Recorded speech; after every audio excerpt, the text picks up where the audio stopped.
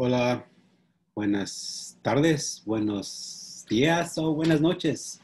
Yo soy Osvaldo Ojeda Casimiro, mucho gusto. Yo tengo 23 años aquí en IMS. My name is Osvaldo Ojeda Casimiro. This is my 23rd year teaching here at the middle school. This is the only place I've ever taught. So as far as I'm concerned, every school is as awesome as IMS, but I know that's not the case. I love it here. So welcome to Curriculum Night for my eighth graders. This will be a full year of Spanish for them as they have taken 2 trimesters last year. This year they will do 3 trimesters. We will use the same textbook, Entre Culturas. We'll start using that next week. We will continue using the same textbook we did last year with them. So it's Entre Culturas 1B. Now, I'm going to try my best to get everybody to speak Espanol. It is up to them to do the repeating exercises, that just using Spanish, repeating after me at Zooms. I cannot tell everyone, okay, unmute, now repeat, okay, mute again. It's too cumbersome for them. And every time I ask them to repeat something, I hope they do it. I hope if you walk by during their Spanish Zoom, you'll hear some Espanol going on.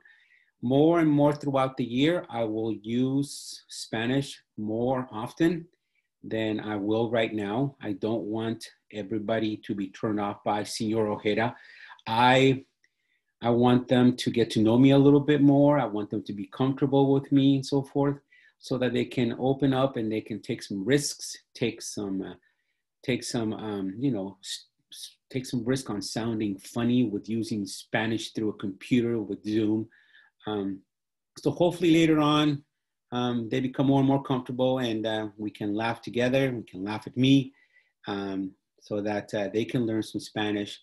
And of course, with this picture you see here, we will definitely talk about culture of Mexico, especially Mexico. And I know these students have traveled abroad to a number of Spanish-speaking countries, so we will use that information to help us learn more about culture.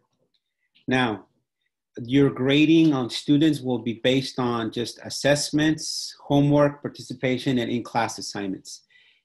30% of the grade will be on assessments, tests, quizzes. I don't know if we could say we have a midterm or a final. It'd just be ongoing assessments throughout the year. Homework will be another 30% that I will grade them on. Late work, late assignments, and so forth, I will take it up until the last day of the trimester. I will talk to those students submitting late work, what's going on, what happened. I would love nothing more than to give them full credit for those late assignments, unless they continue a pattern of just doing everything late. A few late assignments, no big deal. All the assignments late, that's a big deal. And participation is 20% of their grade. As long as they're showing up, as long as they're there, as long as I see them, as long as I believe, they make me believe that they're participating in our Zoom, if we go back to the classroom, the participation, they'll get full credit for it as long as they're there at my Zooms. Also, I want to take this time to say that if they, for some reason, cannot get to my Zoom class, the time of Spanish, it's okay. Don't tell them not to worry about it. I tell my students, it's just Spanish. Don't worry about it, okay? We'll take care of it. You can come to my office hours from 12:40 to 1:15. It's another Zoom meeting. If they cannot get to that meeting from 2:30 to 3 p.m., they can send me a Schoology message, and just, we can converse that way. We can set up a time and we can talk about assignments they missed or the assignment they missed that day. And don't let them worry about Spanish. Spanish is not a subject they should be worried about as far as getting all the work turned in. And then the other 20% of their grade will be on in-class participation, in-class assignments, not participation, but in-class assignments. In Zoom, we will break up into breakout rooms and have them just converse in Spanish, talk about some of the grammar points I share that day or that week, and then maybe they can clear up for each other and so forth. I will bounce around the breakout rooms, make sure everybody is, understanding of what we need to talk about. Sometimes they both understand, the people who are in the same breakout room understand everything, and maybe they'll just say, oh, we got it, senor. Okay, I trust that they will, and so that we can move on and, move on to another lesson, to the next grammar point with confidence. And so the best way to communicate with me for parents will be through the school email. Go through that, email me. I check often, especially now that we're stuck at home. The students, the best way for them is the school is to message me. I also get notified on my email that somebody sent me a message on Schoology, and so that I can get back to them as soon as I can, so that I'm not worried about something that they had a question about. Maybe not at that minute, but soon after they send me that message, I can get back to them. Parents, please let me know. Let me know if there's any problems, any issues that you hear from your son or daughter about my class.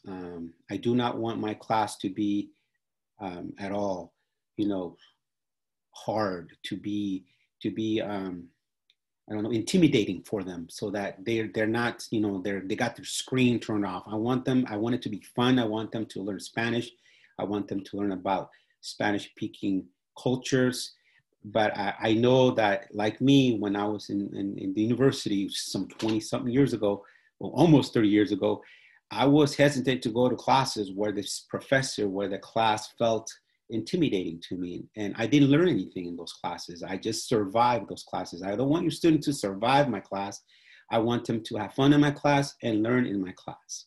Okay. So let me know of any issues that may come up, that you hear from your son or daughter, that they are having problems with in my class. Maybe it's me. Maybe it's something else. Maybe I call on them. Maybe I don't call on them at all. Maybe, I know the 504 plans and so forth, but if there's something else that, in my class I can help your student with, please let me know. Just email me, and I won't rat you out. I will just, do my best to make sure that we can take care of those issues. And then one last thing. Remind your students to study each and every night. 15 minutes studying a vocab orally, out loud. That means you should be able to hear them pronounce the Spanish words. Hopefully they don't have any earbuds, AirPods, headphones. I tell them to do it without those listening devices, so they can truly hear themselves speaking Espanol. So please help me out so I can help out your students, so that we can have a great year, so we can learn some Espanol and learn about Spanish-speaking countries. Once again, Osvaldo Ojeda Casimiro, or you can, Señor Ojeda or Señor.